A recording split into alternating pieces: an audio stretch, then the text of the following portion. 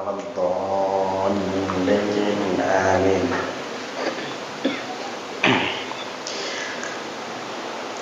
بسم الله الرحمن الرحيم. الحمد لله رب العالمين، إلهنا الحق المبين، ولي الصالحين، والعاقبة للمتقين، ولا عدوان إلا على الظالمين. اللهم صل وسلم على سيدنا محمد نورك الساري ومددك الجاري، واجمعنا به في كل أطوارنا وعلى آله وصحبه يا نور. أما بعد. Yang sama-sama kita hormati dan kita muliakan para habaib, para alim ulama, para tokoh masyarakat, dan para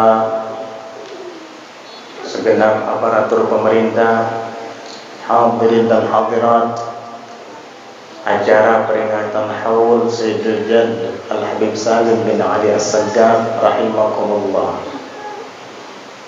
Alhamdulillah, bersama-sama kita memanjatkan puji dan syukur kehadirat Allah Subhanahu wa taala yang memberikan taufiknya kepada kita untuk bisa bersama-sama berkumpul di musalla Al-Hidayah, musalla yang kita cintai ini, untuk bersama-sama memperingati Haul Sayyidil Habib Salim bin Ali As-Saggaf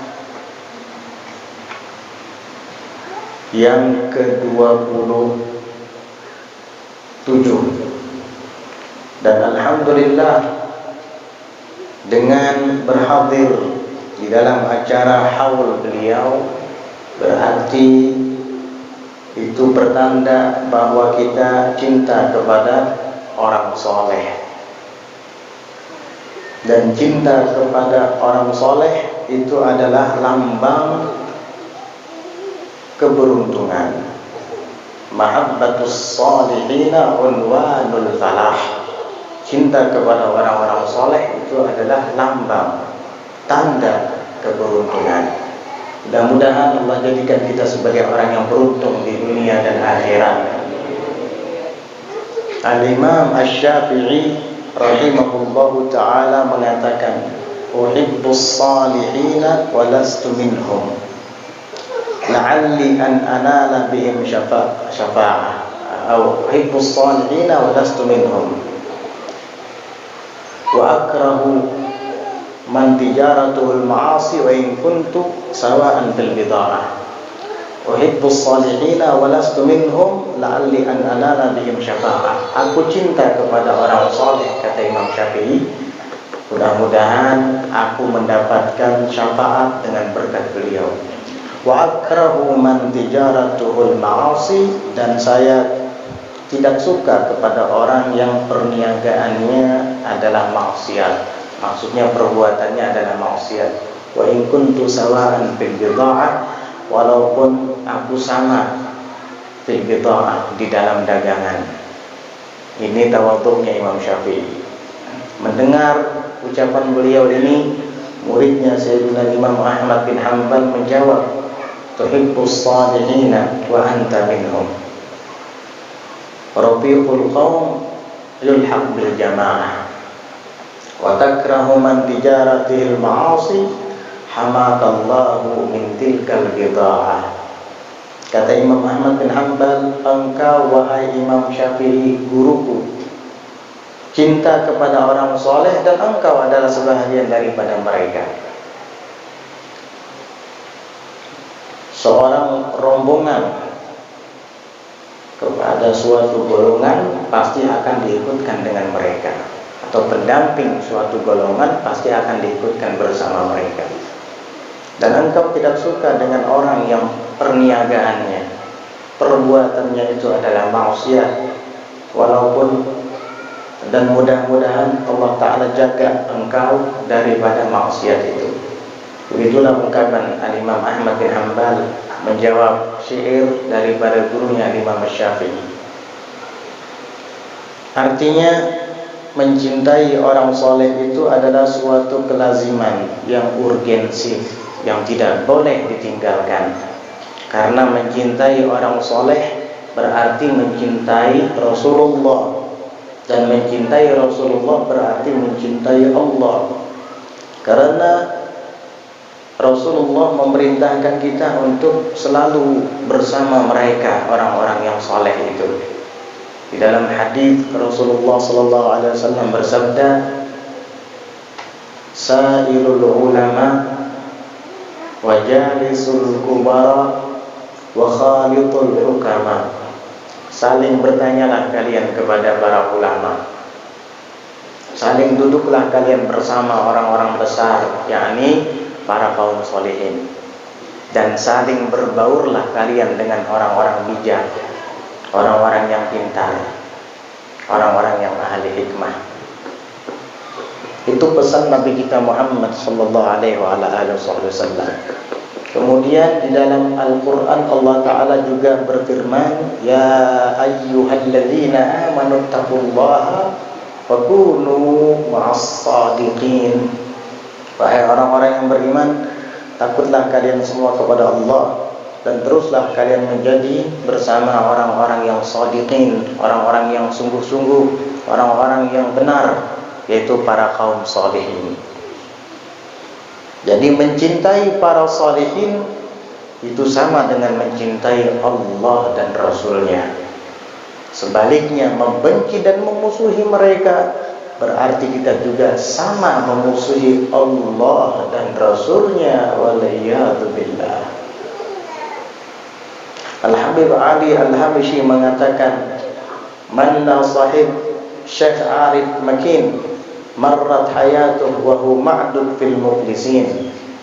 Barang siapa yang tidak bersahabat dengan seorang syekh yang arif billah, yang mantap keilmuannya zahir dan batin, marrat hayatuh wa hu ma'dud fil muflisin, berlalu masa hidupnya di dunia ini sedangkan dia terhitung dalam kelompok orang-orang yang bangkrut, orang-orang yang rugi. Alhamdulillah, malam ini kita buktikan kecintaan kita kepada orang soleh. Menghadiri haul Sayyidil Habib Salim bin Ali bin Mihbar bin Abdurrahman bin Taha bin Syekh bin Umar As-Segaf rahimahullahu ta'ala wa radiya'an. Terlebih lagi, beliau adalah seorang dzurriyyat Nabi Muhammad sallallahu alaihi wa ala alihi wasallam, dari kalangan as-sadatil alawiyin, keturunan Sayyidina Alwi bin Ubaidillah bin Ahmad bin Isa al-Muhajir ilallah, bin Muhammad an-Nagih bin Ali al-Uraidi bin Ja'far as-Sadiq bin Muhammad al-Baqir bin Ali Zain al-Abidin bin al-Husain bin Ali bin Abi Talib wa Fatimah az-Zahra binti Rasulillah sallallahu alaihi wa ala alihi wa sahbihi wasallam. Mereka para ahlu baiti Rasulillah sallallahu alaihi wasallam diperintahkan oleh Allah untuk kita mencintai mereka, dan itu disebutkan di dalam Al-Quran, di dalam surah Asy-Syura. Allah berfirman, "Qul la as'alukum alaihi ajra illa al-mawaddata fil qurba." Katakan wahai Muhammad, Nabi Muhammad disuruh oleh Allah untuk menyampaikan kepada umat, saya tidak minta kepada kalian imbalan, pamrih, balasan terhadap pengorbanan saya dalam Islam. Kita selamat dari kesyirikan berkat perjuangan Nabi Muhammad SAW. Kita bisa mengenal Allah karena pengorbanan beliau, dan beliau tidak minta ganjaran, tidak minta pamrih atau balasan dari kita sebagai umatnya, illa kecuali satu saja, al-mawaddata, cinta, sayang, fil qurba, kepada kerabatku.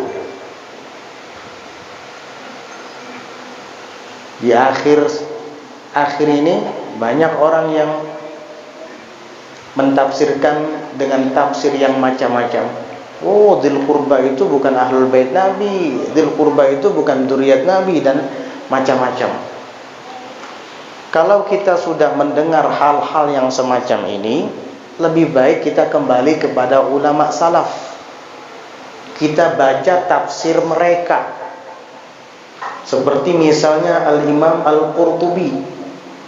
Di dalam tafsirnya beliau menyebutkan, Al-Imam Muhammad bin Ahmad bin Abi Bakar Al-Qurtubi, ulama besar. Beliau meninggal pada tahun 671 Hijriah. Berarti beliau ulama abad ke-7 Hijriah. Mengarang tafsir yang terkenal disebut dengan tafsir Al-Qurtubi. Di situ beliau menyebutkan tentang ayat yang ada di dalam surah Asy-Syura tadi, "Qul la as'alukum 'alaihi ajran illa al-mawaddata fil qurba." Apa isi kandungan tafsir beliau? Mari kita baca bersama. Di dalam tafsir Al-Qurtubi beliau menyebutkan, wa fi riwayati Sa'id bin Jubairin an Ibni Abbasin, dan di dalam riwayat Sa'id bin Jubair daripada Ibnu Abbas, Abdullah bin Abbas radhiyallahu anhuma, lamma anzalallahu azza wa jalla qul la as'alukum alaihi ajran illa al-mawaddata fil qurba, tatkala Allah Ta'ala menurunkan firman-Nya, katakan wahai Muhammad, saya tidak meminta kepada kalian atasnya ajran, imbalan, pamrih, illal mawaddah, kecuali cinta, fil qurba, kepada kerabat.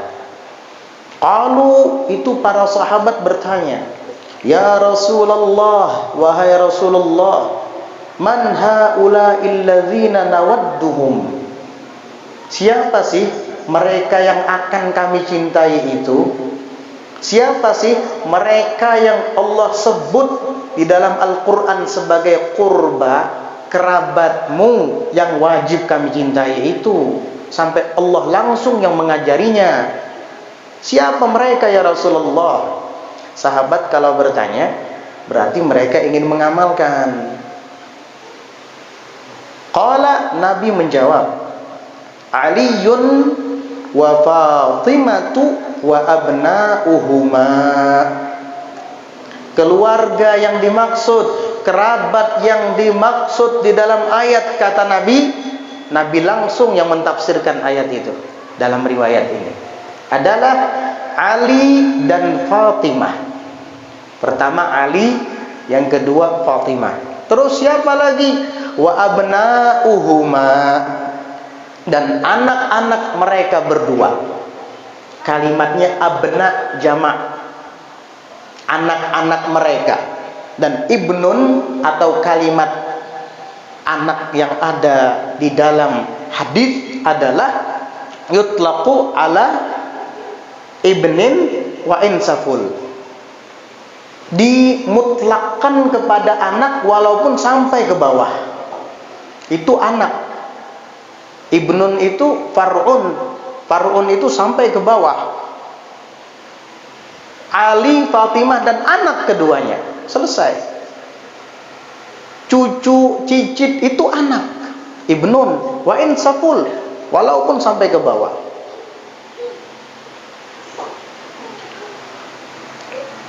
Kemudian Al-Imam Al-Qurtubi melanjutkan penjelasannya.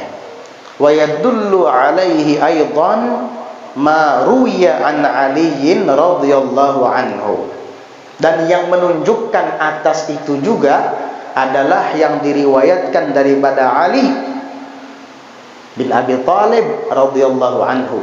Qala, Sayyidina Ali berkata, syakautu ila nabiyyi sallallahu alaihi wasallam hasadan nasi li, aku pernah mengadukan kepada Nabi sallallahu alaihi wasallam hasudnya orang-orang kepada saya.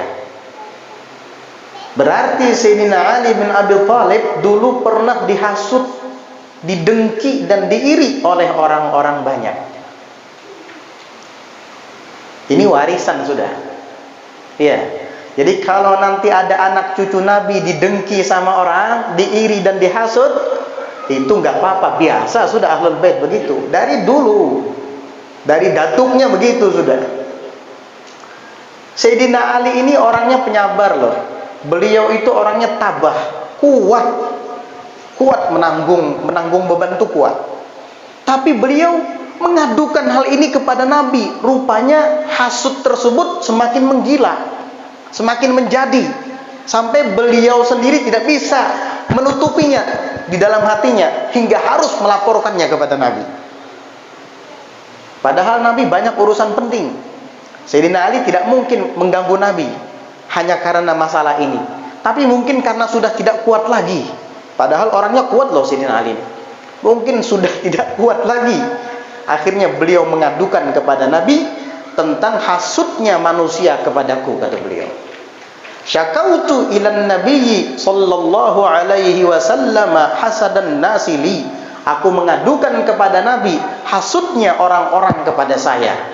Faqala, maka Nabi berkata, beliau bersabda kepada saya, ama tarda an takuna rabi'a arba'ati awwali man yadkhulul jannah. Tidakkah engkau ridha, tidakkah engkau senang wahai Ali, bahwa engkau menjadi orang keempat di antara 4 orang pertama yang masuk surga? Siapa? Pertama ana, kata Nabi, saya. Kemudian wa anta wal Hasan wal Husain wa azwajuna an aymanina. Saya, engkau, Hasan dan Husain. Jadi engkau termasuk orang keempat di antara 4 orang yang pertama masuk surga. Saya, kata Nabi, Hasan Husain, saya, engkau, Hasan dan Husain. Terus wa azwajuna an aymanina wa syama'ilina. Dan istri-istri kita termasuk Fatimah, dan termasuk istri-istri Nabi, istri-istri Hasan dan Husain. Lafadznya jamak, istri-istri kita. Di mana? An aymanina, ada di sebelah kanan kita. Wa syama'ilina, dan ada di sebelah kiri kita. Wa dzurriyyatuna, dan dzurriyyat kita. Kalau sudah kalimatnya dzurriyyat, keturunan sampai ke bawah itu. Dan dzurriyyat kita khalfa azwajina, di belakang istri-istri kita. Rombongan kita sekeluargaan masuk surga, kata Nabi. Mudah-mudahan kita semua ikut serta di belakang beliau, karena kita adalah para muhibbin ahli bait Nabi Muhammad sallallahu alaihi wasallam. Ini bisa dibuka di dalam tafsir Al-Qurtubi, ahli tafsir terkenal abad ke-7 Hijriah. Wa 'anin Nabi sallallahu alaihi wasallam, Imam Al-Qurtubi menambahkan, diriwayatkan daripada Nabi Muhammad sallallahu alaihi wasallam, kata beliau, hurrimatil jannatu 'ala man zalama ahla baiti. Diharamkan surga itu atas orang yang menzalimi ahlul baitku, keluargaku, kata Nabi. Wa adzani fi itrati, dan yang menggangguku di dalam terah keturunanku.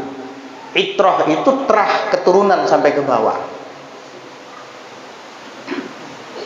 Diharamkan surga bagi orang yang seperti ini, yang menzalimi keluargaku, ahlul baitku, dan yang menzalimi terah keturunanku, mengganggu mereka. Haram bagi orang seperti ini masuk surga. Kalau sudah haram masuk surga, gak usah ditanya lagi, tidak ada tempat yang ketiga setelah neraka. Hanya ada darain, 2 negeri di situ. Kalau haram di surga, berarti jawab sendiri, na'udzubillah. Kenapa Nabi sampai mengucapkan seperti ini? Apakah ini hanya sekedar omong kosong? Nabi nggak mungkin bicara omong kosong.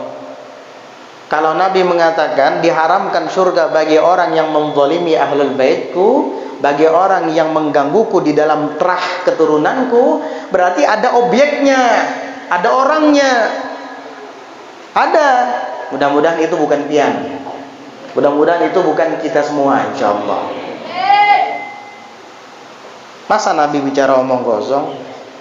Pasti kalau Nabi sudah menyampaikan sesuatu, berarti yang disampaikan Nabi itu ada, bukan bullshit itu.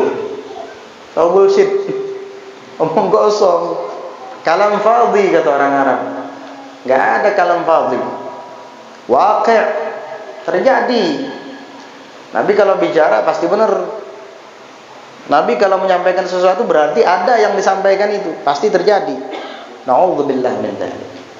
Nah sekarang dewasa ini banyak yang ingin mengingkari keberadaan Ahlul Bait, khususnya dari kalangan Sadah Alawiyin yang sudah diakui dari sejak dulu oleh para ulama dari generasi ke generasi ke generasi sampai ke zaman kita.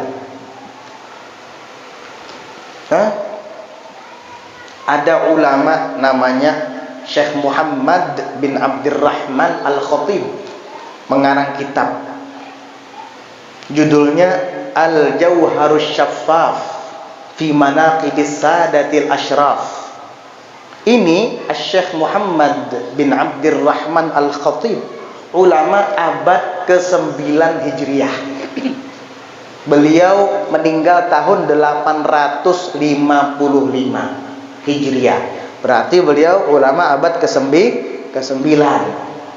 Mengarang kitab Al-Jauharus Syaffaf fi Manaqibis Sadatil Ashraf.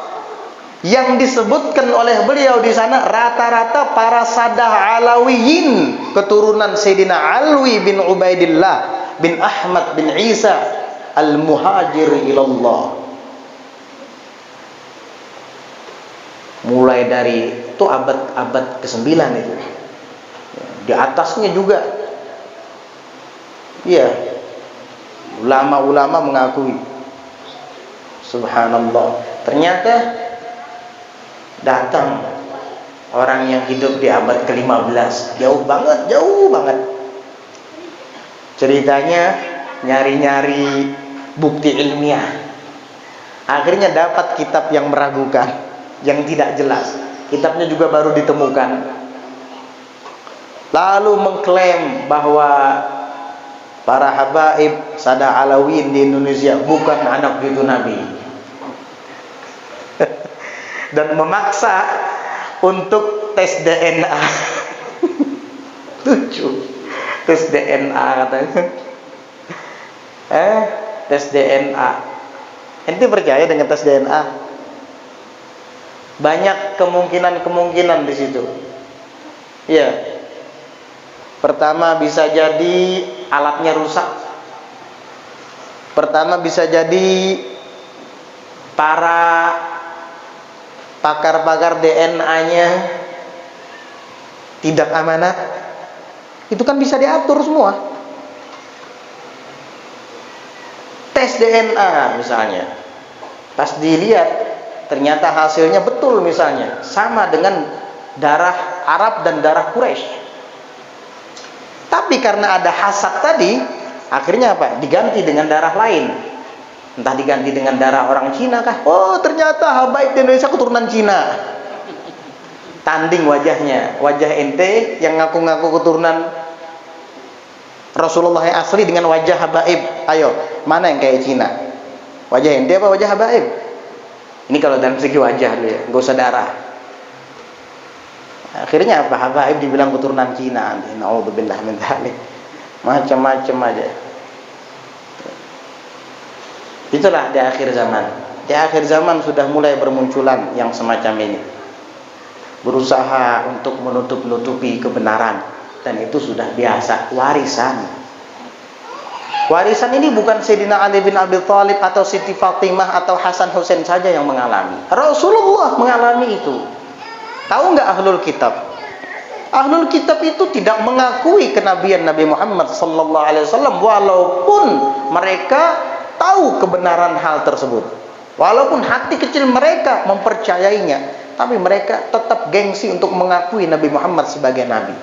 Sampai-sampai Allah Ta'ala ceritakan di dalam Al-Quran, alladzina atainahumul kitaba ya'rifunahu kama ya'rifuna abna'ahum wa inna fariqan minhum la yaktumunal haqqa wa hum ya'lamun. Dijelaskan alladzina atainahumul kitab, orang-orang yang kami datangkan kepada mereka Alkitab, kami ajarkan pengetahuan tentang Alkitab. Maksudnya ahlul kitab, ulama-ulama ahlul kitab dari kalangan Yahudi dan dari kalangan Nasrani. Itu mereka sudah kami ajarkan, kami beritahukan kepada mereka tentang kitab dan kebenarannya. Ya'rifunahu, mereka sangat kenal dengan Nabi Muhammad SAW. Kama ya'rifuna abnahum, sebagaimana mereka mengenali anak-anak mereka sendiri, bahkan lebih daripada anak mereka sendiri. Buktinya Abdullah bin Salam, beliau itu dulu adalah ulama ahli kitab. Ketika masuk Islam, ditanya oleh salah seorang sahabat, apa benar orang-orang Yahudi, Nasrani, ahlul kitab mengetahui Nabi lebih daripada, sama seperti mengetahui anak mereka sendiri? Maka Abdullah bin Salam menjawab, bukan hanya sama mengetahui anak mereka lagi, tapi lebih daripada mengetahui anak-anak mereka sendiri. Loh kok bisa? Iya, karena riwayat hidup Nabi itu sebelum dilahirkan sudah ada disebutkan di dalam Taurat, sudah disebutkan di dalam Injil. Tanda-tanda kelahirannya nanti akan terbit bintang di langit, bintangnya bentuknya begini, sudah ada. Dan disebutkan bahwa dia nanti akan dimusuhi oleh kaumnya, sehingga dia diusir dari kota tempat dilahirkan, lalu hijrah ke Madinah atau ke Yathrib. Sudah ada tanda-tandanya, sudah ada. Sampai-sampai pendeta Sinastur, siapa lagi, Bahiro tahu. Berarti sedangkan anak-anak kami tidak disebutkan riwayat hidup mereka, kami tidak tahu apa yang akan terjadi kepada mereka di kemudian hari. Kalau Muhammad kami tahu sudah. Jadi mereka itu sangat tahu dengan Nabi Muhammad dan tidak mengingkari. Wa inna fariqan minhum, dan sesungguhnya sekelompok daripada mereka la yaktumunal haqqa, mereka menyembunyikan kebenaran, wa hum ya'lamun, sedangkan mereka tahu. Mereka menyembunyikan kebenaran sedangkan mereka tahu. Artinya Nabi Muhammad itu hak, Nabi Muhammad itu benar. Mereka tahu, tapi mereka menyembunyikan kebenaran, gak mau mengakuinya. Karena apa? Hasud, dengki.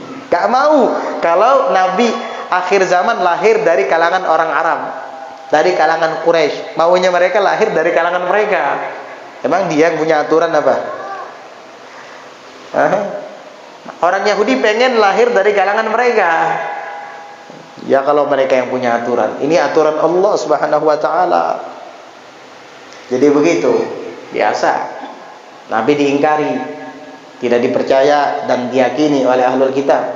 Tidak apa-apa. Ujung-ujungnya apa? Banyak yang beriman. Semakin diingkari, semakin banyak yang beriman kepada beliau sallallahu alaihi wasallam. Bahkan disebutkan dulu ada orang Yahudi ahli kitab membaca Taurat. Ternyata di dalam Taurat itu ada nama Nabi Ahmad. Dia nggak suka, dihapus sama dia, hapus saja nama ini. Ya, karena nggak mau mempercayai dan mengakuinya. Dia buka halaman berikutnya, tambah banyak nama Ahmad. Dihapusnya lagi, dibuka lagi, tambah banyak lagi. Waduh, ini semakin dihapus semakin banyak ini nama. Begitu. Dulu kan maulid Nabi diingkari oleh sekelompok golongan, dibilang bid'ah, dibilang sesat. Semakin dibid'ahkan dan disesatkan, alhamdulillah semakin banyak yang baca maulid malahan. Subhanallah. Nah sekarang ini habaib didustakan sama mereka sebagai anak cucu Nabi dan dituntut untuk tes DNA. Subhanallah. Subhanallah ya. Silahkan aja. Emang kita minta pengakuan mereka apa? Hatta mereka 7 keturunan nggak ngakuin kita, nggak apa-apa. Iya, nggak apa-apa. Bunga mawar itu diakui karena aromanya. Walaupun orang mengatakan ini bukan bunga mawar, Ini bunga apa tuh yang bau mahung itu? Iya, atau bunga imitasi. Ente katakan ini bunga imitasi, tapi orang nyium baunya wangi, ya tetap aja orang bilang mawar. Nah ini betul nih bunga imitasi ini, nggak ada aromanya. Iya, bunga palsu. Ini namanya bunga palsu ini. Iya. Kalau bunga mawar asli, ada aromanya, wangi, orang semua nyium. Sekarang siapa yang memungkiri karomah Ahlul Bait Nabi di Indonesia? Tahu kan manaqib Habib Soleh Tanggul? Karomahnya yang doanya itu lebih cepat dari kilat. Itu Ahlul Bait, Habib dari Ba'alawi. Tahu kan Al-Habib Abu Bakar As-Segaf Gresik yang haulnya setiap tahun itu membrudak manusia. Tahu kan Habib Anis Solo? Tahu kan Habib Alwi bin Ali Al-Habsyi Solo? Itu Ba'alawi, dari Alawiyin, Ahlul Bait Nabi. Mungkin kita nggak ketemu terlalu jauh. Tahu Habib Syekh nggak? Habib Syekh yang suka baca qasidah, yang rancak datang di sini. Habib Syekh bin Abdul Qadir As-Segaf. Abahnya tuh, abah beliau Habib Abdul Qadir As-Segaf. Tahu nggak riwayatnya? Itu tahu nggak? Meninggalnya hari Jumat. Sholat Jumat, ketika sujud jadi imam lagi. Di mana? Di Masjid As-Segaf di Solo. Saksinya semua makmum jadi saksi waktu itu. Pergi aja ke Solo, tanya sana. Kalau Ba'alawi ini bukan Habib, bukan keturunan Nabi, ngaku-ngaku saja, dilaknat dong. Orang kalau ngaku-ngaku sayyid, ngaku-ngaku Habib, padahal bukan sayyid, dilaknat sama Allah. Kenapa orang dilaknat matinya bagus? Gak mungkin. Bayangkan, meninggalnya hari Jumat, hari yang mulia. Iya. Man mata yaumal jumu'ati aw lailataha amina min adzabil qabr aw hufidha min adzabil qabr. Orang yang meninggal malam Jumat atau siang hari Jumat, dia aman, dipelihara dari siksa kubur. Udah gitu meninggalnya apa? Sujud lagi. Sujudnya di mana? Salat Jumat lagi. Terus jadi imam lagi. Subhanallah. Lengkap itu. Itu abahnya Habib Syekh. Nah, ini deket, nggak usah jauh-jauh ke Habib Soleh Tanggul, kejauhan. Kita nggak ngalami ya. Atau Habib Abu Bakar As-Segaf Gresik, atau Habib Hussein bin Abi Bakar Al-Idrus di mana? Di luar Batang, kejauhan mungkin. Habib Abdullah bin Musa Al-Attas Keramat Empang, kejauhan. Itu habaib semua itu.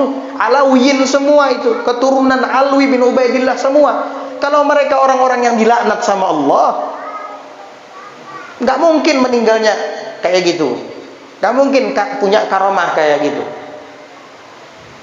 Karena orang yang bukan keturunan Nabi, mengaku keturunan Nabi itu dilaknat. Masa orang dilaknat bagus-bagus kayak gitu semua? Makanya semakin diingkari, muhibbin ini semakin cinta, bukan malah semakin benci. Iya. Bau wangi, bunga mawar, jelas-jelas mawar. Ini bunga mawar, bukan. Orang nyium semua baunya, kamu aja yang nggak nyium. Kamu sih pilek. Iya, kamu lagi kena flu. Atau jangan-jangan kena corona lagi. COVID-19 ada lagi nih di tahun 2023. Nah, orang-orang semua nyium baunya. Kamu kok nggak nyium-nyium? Ini corona nih. Ntar lagi mati kamu nih, gara-gara corona nih. Kan matinya jangan dimandikan kalau corona tuh. Ya, nanti yang tukang mandikannya ketularan juga nanti. Ntar pakaian astronot nanti mandikan ya. Allahu Akbar. Orang semua nyium baunya, semua merasakan. Contohnya Habib Salim bin Ali As-Segaf.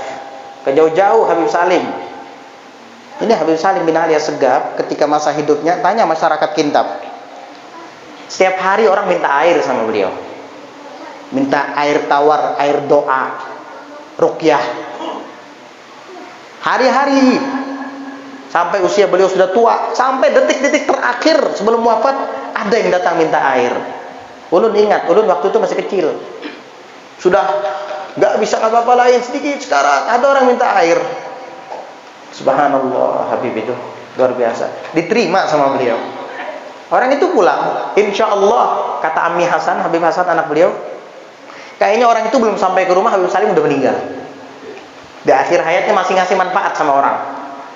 Tahu nggak betapa banyak orang yang sakit berkat ditawar dibacakan doa, ditiup air ruqyah oleh Habib Salim, sembuh penyakitnya. Dulu ada orang kena kanker payudara, orangnya masih hidup, perempuan, masih hidup, kena kanker payudara, stadium 4, mau dioperasi, minta air sama Habib Salim. Habib Salim orangnya polos gitu, nggak pernah punya masalah sama orang, luar biasa, dan nggak pernah ngatain orang. Habib Salim itu diem, nggak pernah ngatain orang. Ya, kalau ada orang membuat masalah sama beliau, beliau selalu mengalah, luar biasa. Itu stadium 4 sudah, mau dioperasi. Dikasih air sama Habib Salim, suruh minum, pulang ke rumah nanti kamu minum, nanti sisanya kamu oleskan di bahagian yang kena kanker. Itu orang alhamdulillah sembuh, kankernya hilang, nggak jadi operasi, masih hidup orangnya. Nah, ulun nggak mungkin nyebutkan namanya di sini. Ya, kalau mau nanti ke rumah ulun nunjukin orangnya, biar tanya langsung sama orangnya. Nah, terus orang kehilangan adangan, tahu adangan? Kebo, kata orang Betawi, kerbau. Dulu kan di Kintab itu musim kayu ya, dulu kayu, orang biasanya kayu itu kerbau kepake buat apa? Betarik, ya, buat narik batang-batang dari hutan. Ini orang kehilangan kerbau. Ulun nyaksikan langsung waktu masih kecil. Ulun suka, karena Habib itu suka cerita-cerita sama kita. Kadang beliau cerita Siti Fatimah, kadang beliau cerita Sayyidina Ali. Cucu-cucunya sering duduk di samping Habib Salim karena beliau suka cerita-cerita. Tidak tahu dari mana beliau dapat cerita, luar biasa. Ceritanya ajib-ajib. Jadi kita suka, senang dengar cerita dari beliau. Pas lagi sedang duduk sama cucu-cucunya baca cerita, datang tamu. Tamu itu bilang, "Beb, ulun kehilangan adangan. Minta tolong ikhtiarin, Beb, supaya ketemu adangannya." Subhanallah. Orang itu bawa botol. Ulun ingat waktu itu bukan botol kayak gini, belum, jarang ada botol kayak gini. Botol limus. Limus ABC dulu. Ya, apa tuh? Botol sirup ya ABC, limus. Itu yang dibawa sama dia. Kata Habib Salim, nanti dia didoakan doa-doa, baca Fatihah, sholawat, ya doa-doa lah. Kata beliau, nanti siram di tempat terakhir adangan itu, kamu lihat di mana, kamu taruh di mana, siram. Nanti kamu berjalan arah ke matahari terbenam.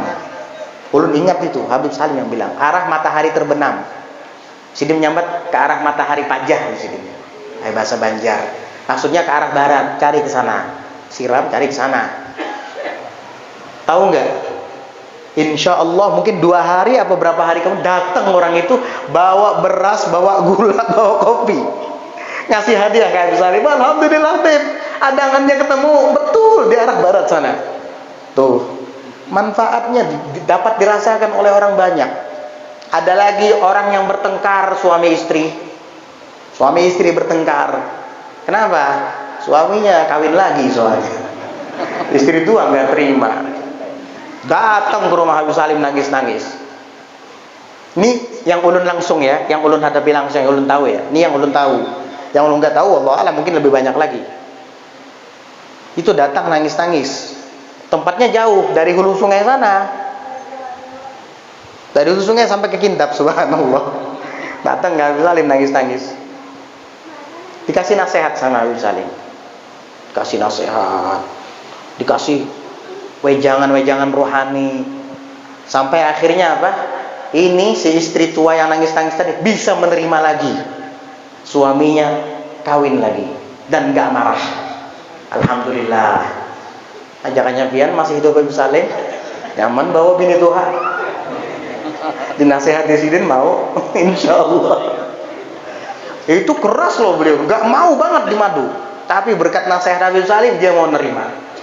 Udah terima aja.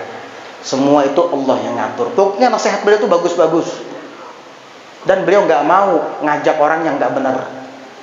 Kalau pian didatangi ke itu kira-kira, wah, minta sarak aja ikam sudah, minta budikaan udah kawitan ikam. Napa? Laki jahat itu. Wow, Habib Salim nggak mau kayak gitu. Orang ini halal, perbuatan yang bagus, kalau sanggup, kalau mampu bisa adil ya, dinasehati, nerima akhirnya ibu-ibu. Subhanallah.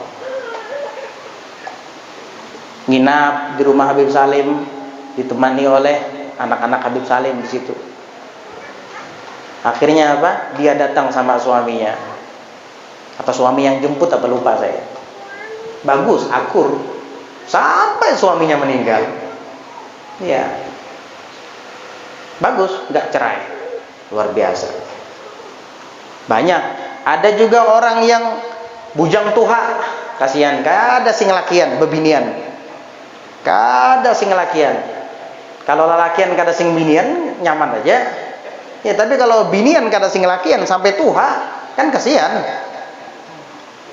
Akhirnya apa? Minta air sama Habib Salim, dikasih amalan, baca sholawat ini, kata beliau. Alhamdulillah, kawin. Iya. Artinya apa? Manfaatnya itu dapat dirasakan dan disaksikan oleh orang banyak. Itu yang saya maksud dengan aroma bunga mawar. Walaupun orang mengingkari itu imitasi, palsu, nggak ada aromanya, tapi orang nyium semua. Kamu aja yang nggak nyium karena kena corona tadi. Iya.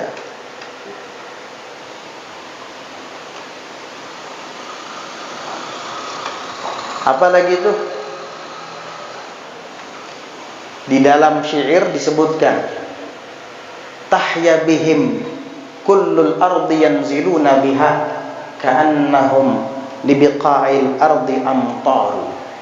Hidup bumi itu, bumi yang mereka singgahi itu jadi hidup, seakan-akan mereka itu bagi bumi adalah hujan yang lebat yang membasahinya sehingga menumbuhkan rumput-rumput yang subur hijau. Di mana mereka turun, di bumi mana mereka berada, menyebar manfaat di sana.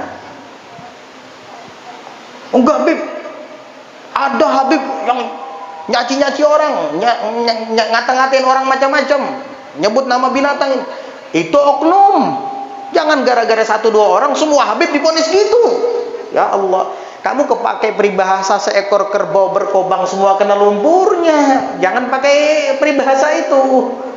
Iya, seekor kerbau berkobang semua kena lumpurnya akhirnya.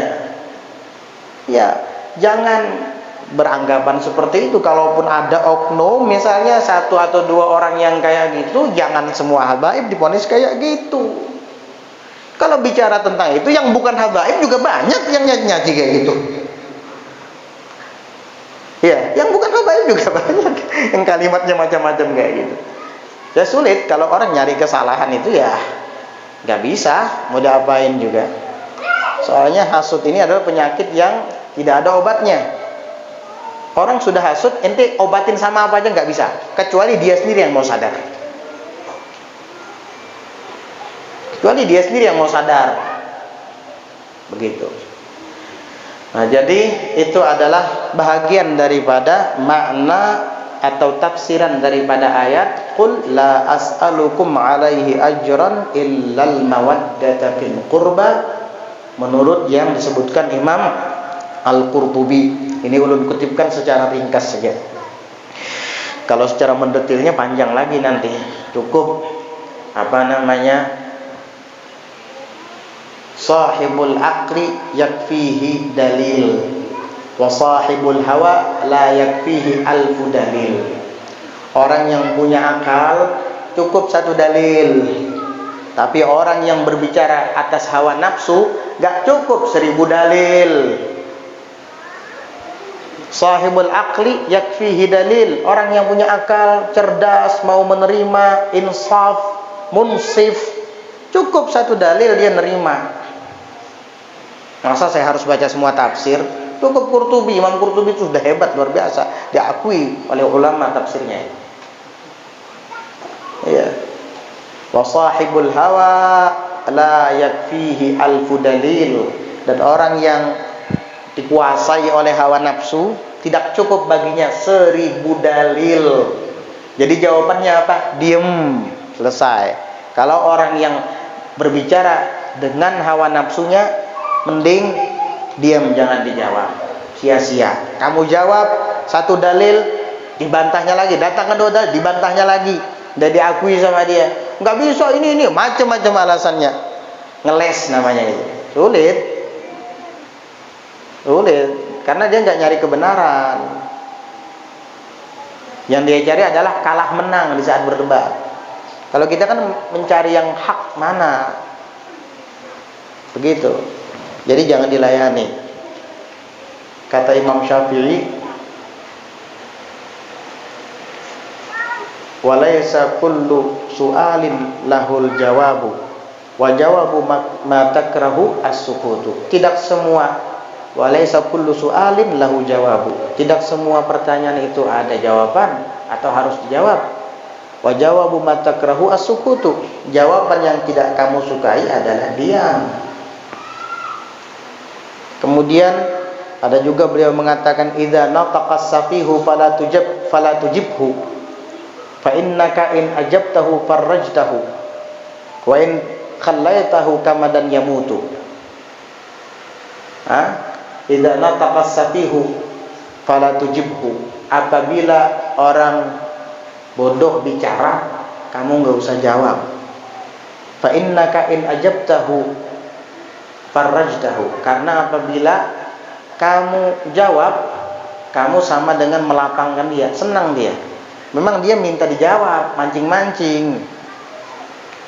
Wa in khallaitahu kamadan yamutu, kalau kamu biarkan, nggak usah dijawab, dia nanti akan mati dalam keadaan kesal. Sampai mati kesal dia.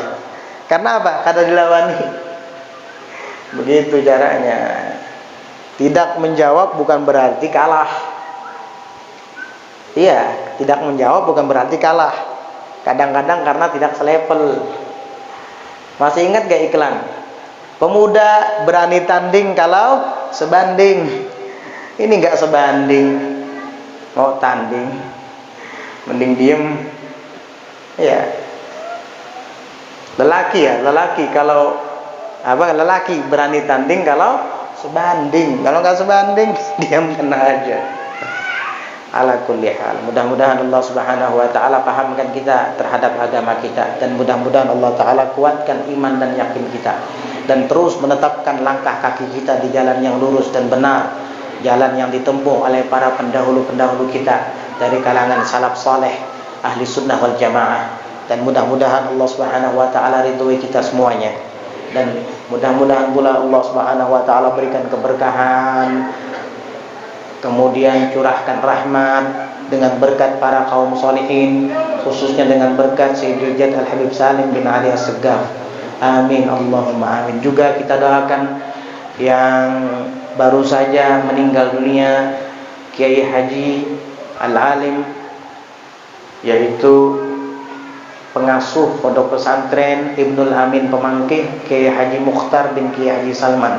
Mudah-mudahan Allah Subhanahu wa taala menerima seluruh amal baik beliau, mengampuni segala dosa-dosa dan kesalahan beliau, dan mudah-mudahan menjadikan makom kubur beliau sebagai taman dari taman-taman surga. Amin Allahumma amin. Begitu pula orang tua kita, para kakek moyang yang mendahului kita, Allah ampuni dosa mereka. Allah Ta'ala jadikan kubur-kubur mereka taman dari taman-taman surga. Amin Allahumma amin. Ala hadhihi niyyah wa ala kulli niyatin shalihatin jami'ah.